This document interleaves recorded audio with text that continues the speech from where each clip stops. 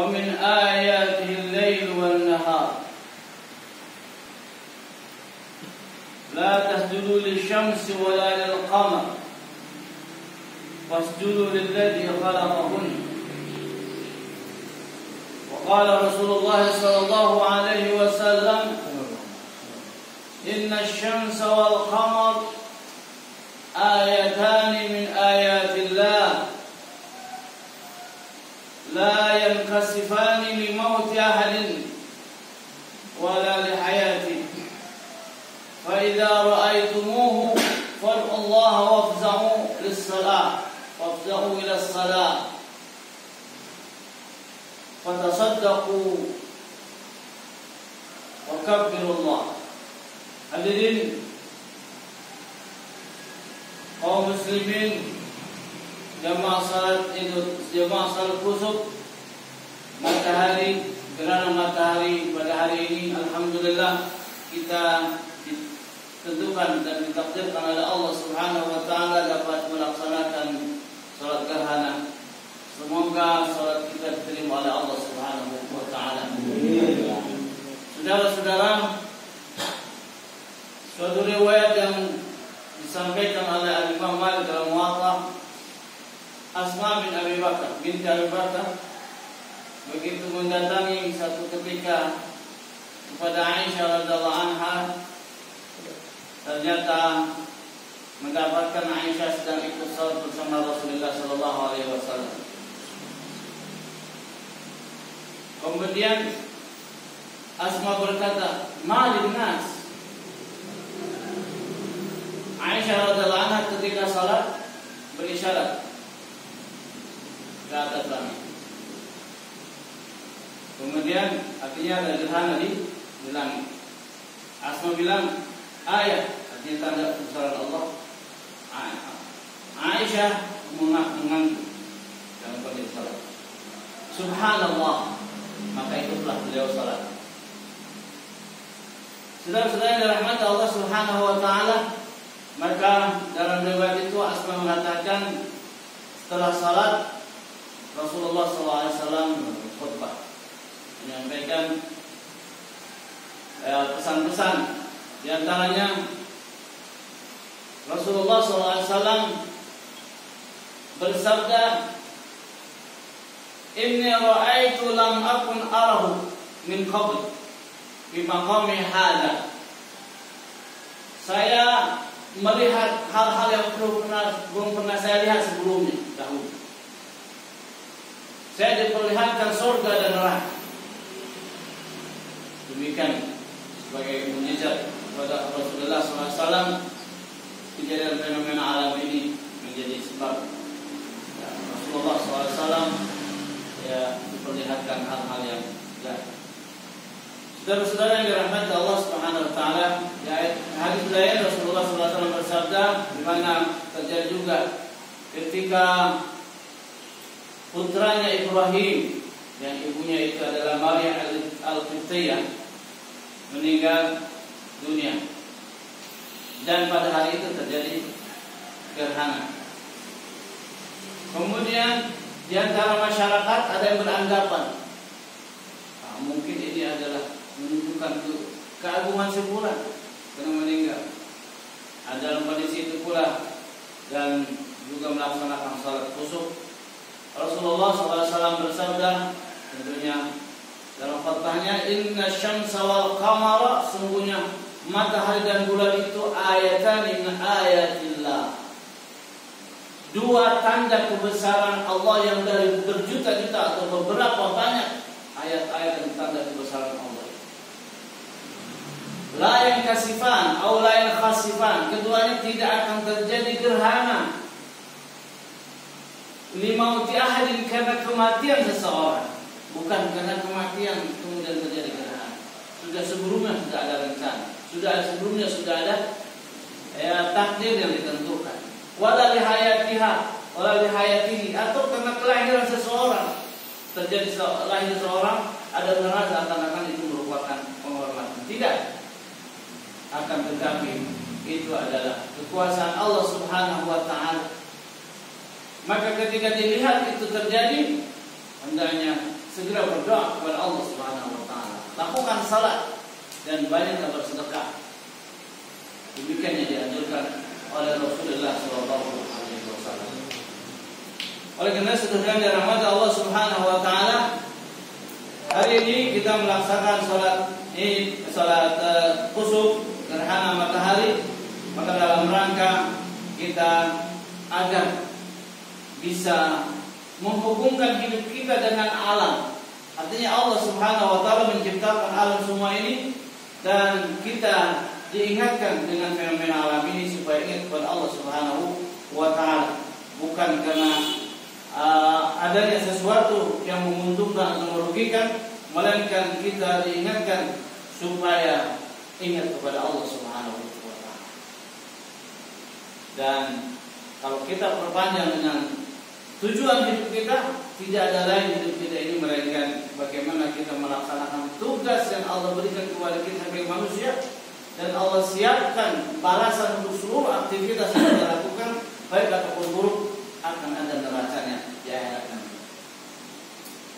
Namun saudara-saudara, kalau manusia dilahirkannya dalam kondisi fitrah, dalam arti lurus pada kebenaran, fitrah artinya awal penciptaan, awal kejadian, sehingga Allah Subhanahu wa taala menegaskan wa aqim wajhaka lid-din hanifah, tegakkan atau hadapkan wajahmu kepada agama ini hanifan, yang lurus, fitrat Allah, pegang fitrah Allah allati fatara an-nas 'alaiha, dan atas dasar fitrah itu Allah menciptakan manusia.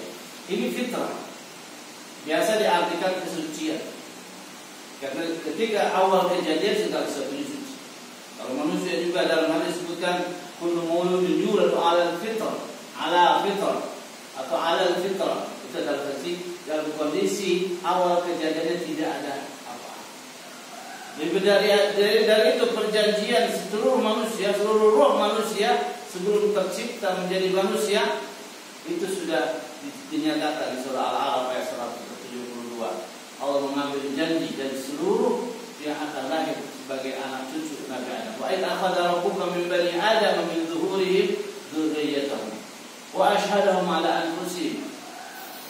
Allah menyatakan minta persaksian kepada seluruh itu, alastu bi rabbikum, kata Allah Subhanahu wa taala. Sudah ruh semuanya qalu bala. Ruh semuanya menyatakan sepakat iya. Qalu bala, iya, engkau adalah Tuhan kami.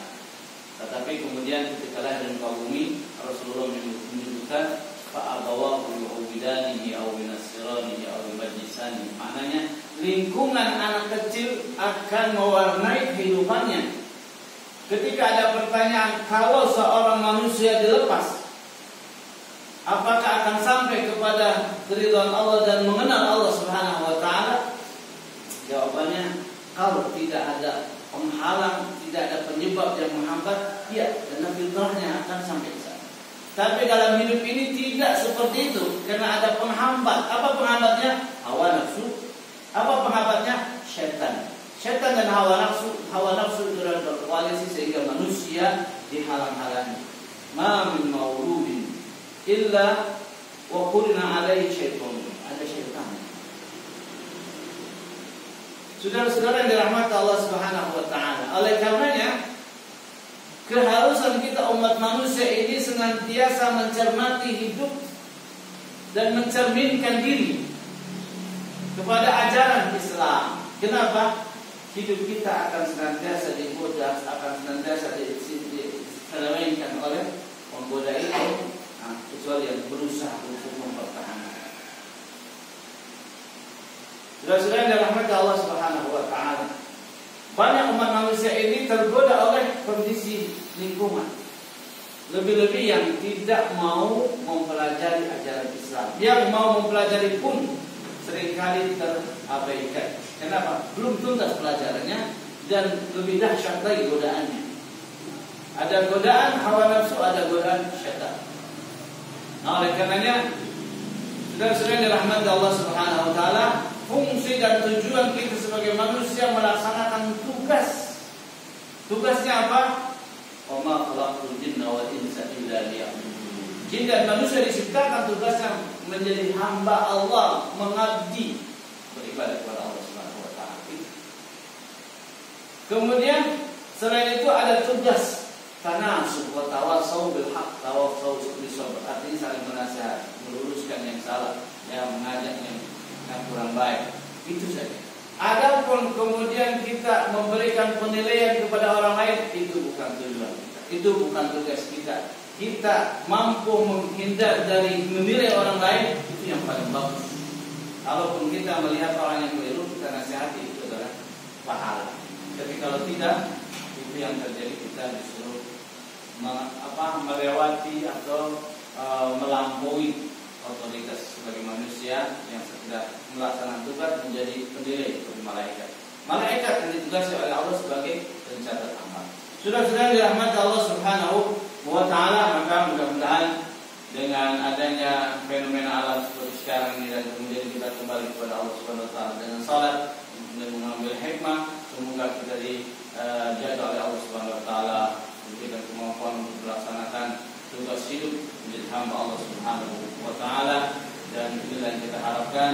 Dan tentunya perjuangan hidup selama ini harus terus kita junjung tinggi. Lebih dari itu, kondisi hidup ini semakin dahsyat, fitnah, ya, dan itu yang disabdakan oleh Rasulullah SAW tentang fitnah yang ada ini sangat besar. Ya. Badiru Badiru bil amali sab'an, bersegera dan beramal sebelum terjadi yang 7.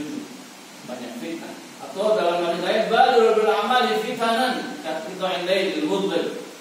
Segera beramal sebelum terjadi fitnah yang seperti gelombang malam yang dahsyat. Sebelum terjadinya kegelapan malam yang gelap gulita. Karena fitnah itu membuat kita tidak lagi bisa membedakan seperti gelap gulita. Kita disuruh beramal sudah saja. Sementara kalau kita tidak tahu bagaimana beramal, terjadilah menjadi bagian dari fitnah itu sendiri. Ya, dalam kita hidup beragama ini perlu ada pencerahan-pencerahan. Mudah-mudahan ini sebuah fatwa yang singkat.